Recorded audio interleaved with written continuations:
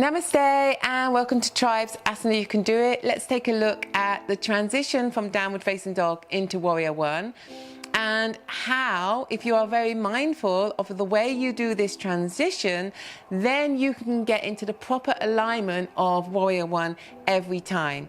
So if you tend to find yourself in a yoga class and the teacher's coming along and adjusting your hips, adjusting your knee and your feet in warrior one because you haven't got the proper alignment, this video is going to support you to get into the proper alignment every time.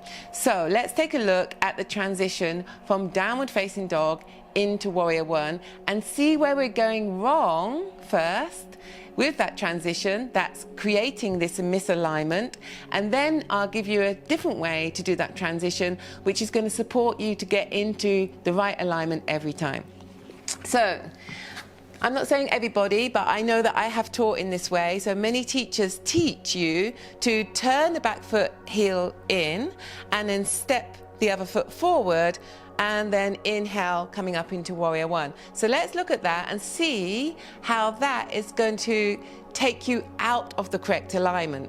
So if I turn from downward facing dog, if I turn my back foot heel in, so my foot is about 45 degree, 60 degree angle, and then I step the other foot forward between the hands, I've already defined the distance of the feet, and this is a very wide step for most of us. So already here I can feel that my left hip is being pulled back, so that as I inhale and come up, my knee is no longer above the heel because the tendency is to be pulled back towards the back of the mat, and the left hip is drawing back as opposed to forward facing, the hips square to the short edge of the mat.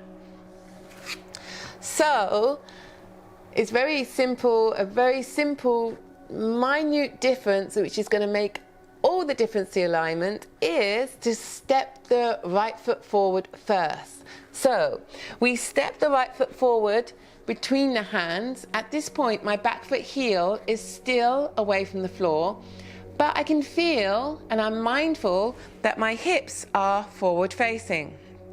My knee is above the heel, and then keeping my knee above the heel, keeping my hips square to the short edge of the mat, I simply lift the foot slightly off the floor and flatten the heel down.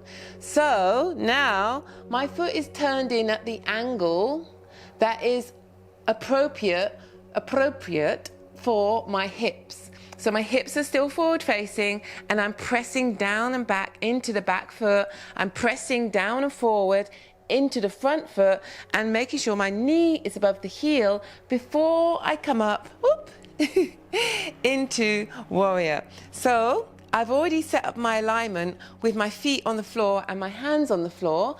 Hips are forward facing, knee above the heel before I come up. So it's all about that transition from downward facing dog, and instead of turning the back foot heel and stepping the right foot forward first, you need to step the foot forward first and then allow the back foot to flatten onto the floor. This will help you to find your right alignment every time. So have a go and let us know how it was for you. Namaste.